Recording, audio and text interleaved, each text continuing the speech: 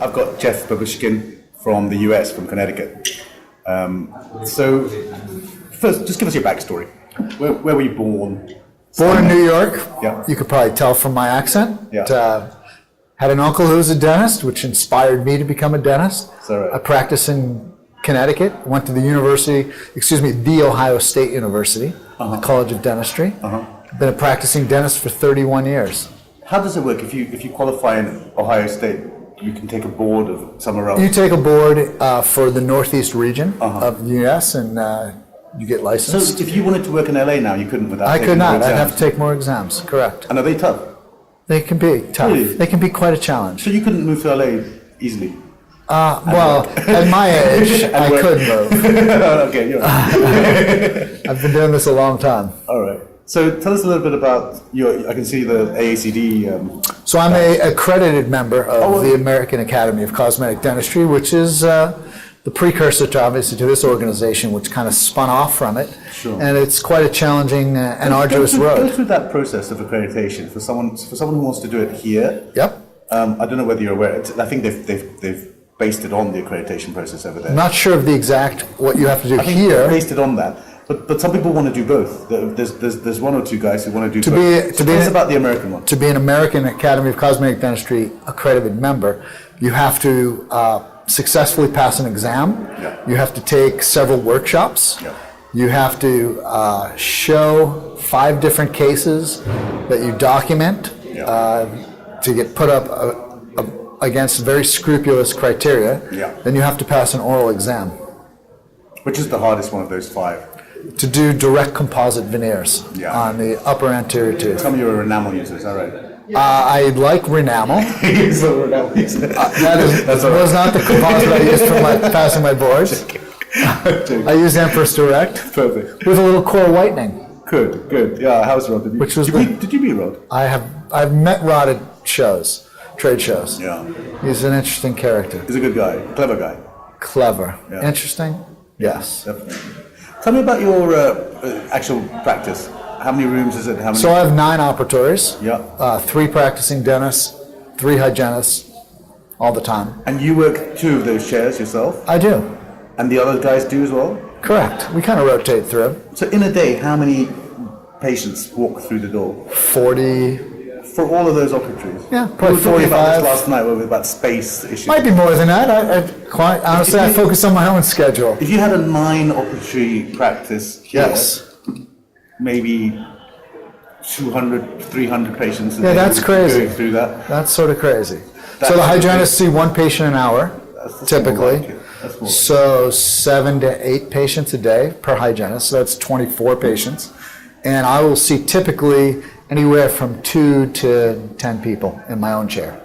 And what kind of dentist are you? I mean, what's the area you're most interested in? Well, I lecture around the country on restoring dental implants. Oh, is that right? So that's kind of my niche.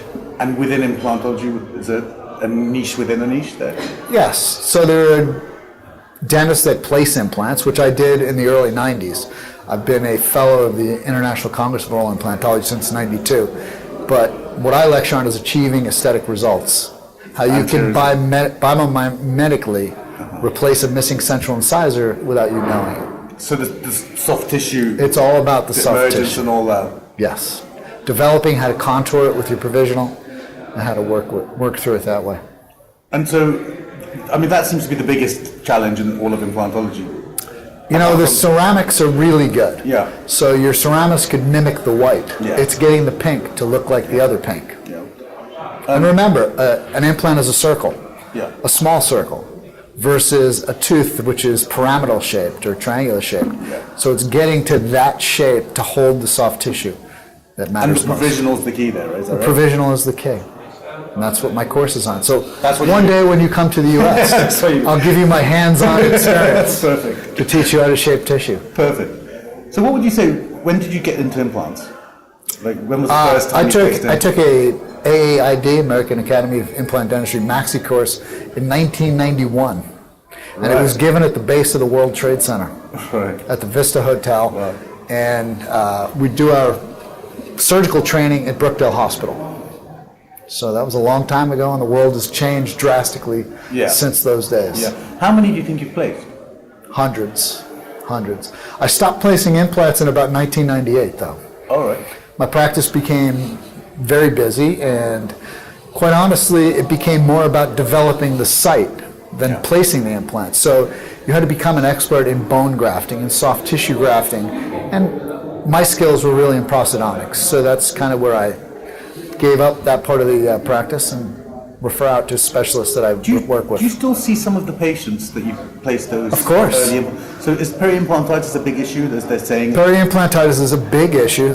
Those patients that I see have not really had problems with peri-implantitis. Oh, really? But I have seen it, and it's patients who really have lost their teeth due to periodontal disease are way more susceptible. They have the bad bugs. Is that the thing? That is, and then there's the iatrogenic cement that is left behind on cementable restorations. Oh, really?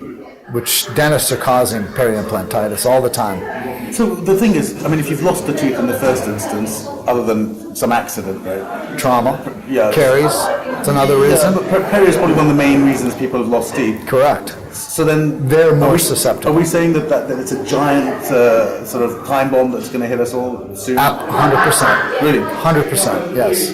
And the treatment of it?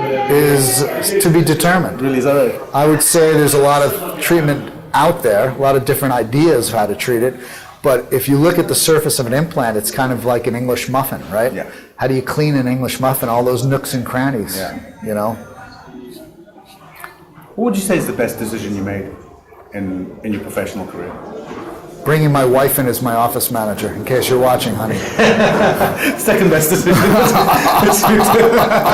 Becoming an accredited member of the American Academy of Cosmetic Dentistry. That journey made me a much better dentist. Okay. And which year did you do that? I was accredited, I think 3 years ago in Toronto. Oh, really? I was at that meeting. Yes. I was at that meeting. There you go. All right, so that's a recent thing. It's pretty recent for me. It took 4 years to become accredited. So. And so what was the driver behind that? I mean, just wanted to improve my skills.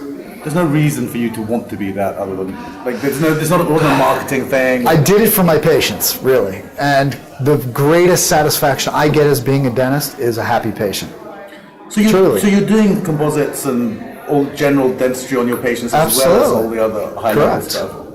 Yeah, well, that makes much more sense. I try to do as minimally invasive dentistry as I can. What's the worst decision you made as a dentist, as a professional?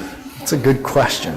I haven't really made too many bad decisions, I don't think, relative to dentistry. I'm not talking about... I can say I once had this associate who I brought on board who, that was a bad decision. Bad decision. I was trying to help the lad out, and he turned out to be a disaster. That I had to redo everything he did in my practice. No, I don't mean that though. I don't mean on a micro level. I'm on a macro level. So, is there a regret you have? Like, would you have liked to have done something other? I would have liked to become a professional baseball player. Oh, really? Yeah, that would have been my dream job. Do you think you had the... I was a pretty good baseball player as a kid, you know, but...